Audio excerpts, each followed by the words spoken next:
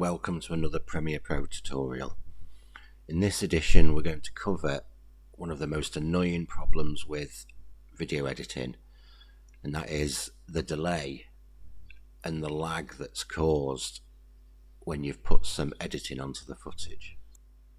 Effects such as noise reduction and sharpening can be quite intensive on the computer, so let's have a look at how the import file format and the preview file format can speed up your process.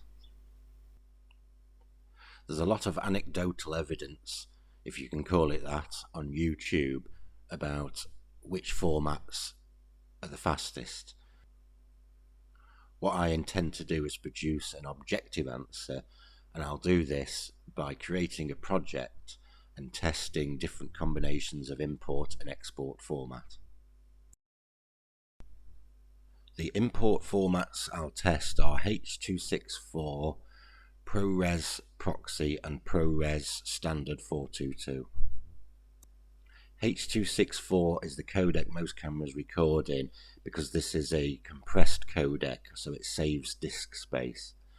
ProRes, on the other hand, is highly uncompressed and therefore creates larger file sizes, but ironically is less of a burden on the PC in terms of editing. Using Adobe Media Encoder, I converted the original file first of all into ProRes Proxy and secondly into ProRes 422. As you can see, transcoding the media does increase the file size and the data rate. Now, that increase in data rate won't produce any extra information in your source file, but I have found that when editing the footage, particularly with extreme edits, the data does seem to fall apart a lot less when you've got a higher data rate. Now, the default sequence settings in Premiere Pro are iframe only MPEG. There's a couple of problems with this. First of all is that you can't change the dimensions above standard HD.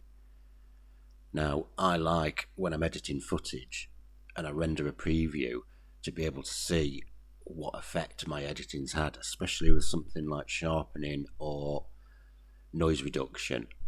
A lower resolution preview isn't going to show you how effective your editing has been. So that is a downside to the iframe only MPEG standard. The second problem is that unless your footage is 1920 by 1080 or smaller, you can't use, or there's no point in then using, your previews when you export your media. And as we'll find out shortly, using the previews when exporting can speed up your whole workflow.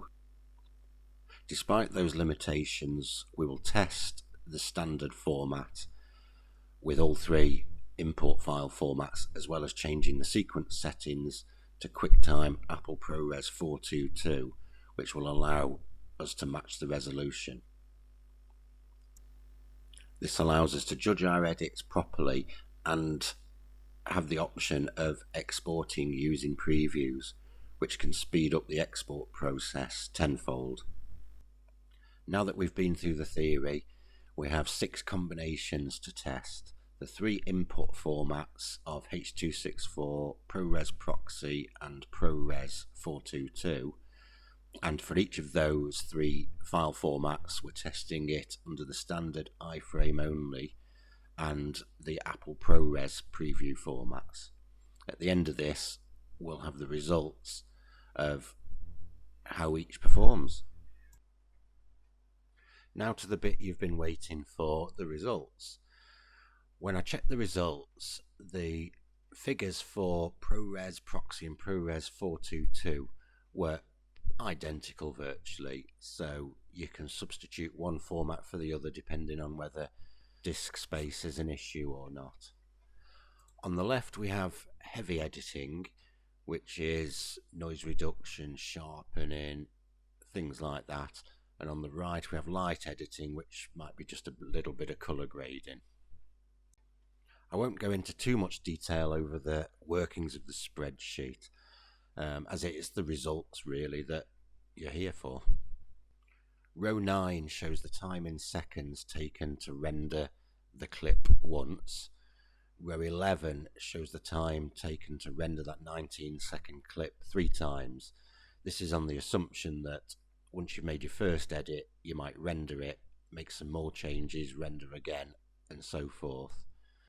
Row 13 extrapolates this out to the time you would spend rendering a 5-minute project, just to try and give a more real-world figure.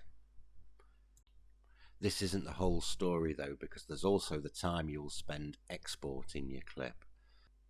Row 16 shows the time it took to export the 19-second clip, and row 18 shows this extrapolated again for a 5-minute project. As you can see, the time spent exporting is significantly lower when using ProRes previews. What this shows is that under heavy editing conditions, using an import of ProRes and a ProRes preview isn't significantly different to importing in H.264 with iframe previews. And under light editing, it took about a third of the time to process the project using ProRes previews and imports compared to H.264. The conclusion I draw from this is that when you're doing light editing, it's a no-brainer. Import in a ProRes format and use ProRes previews, you'll save time. Under heavy editing, it's a little more of a clouded picture. What you need to remember is that by importing in a ProRes format and using ProRes previews, you're A, seeing the full quality of your edits as you go along, and B, potentially getting the benefit of that higher data rate when editing and not having the data fall apart, get banding in your color corrections and so on. So my conclusion over this would be, whether you're heavy editing or light editing, import in ProRes, use ProRes previews and export using previews.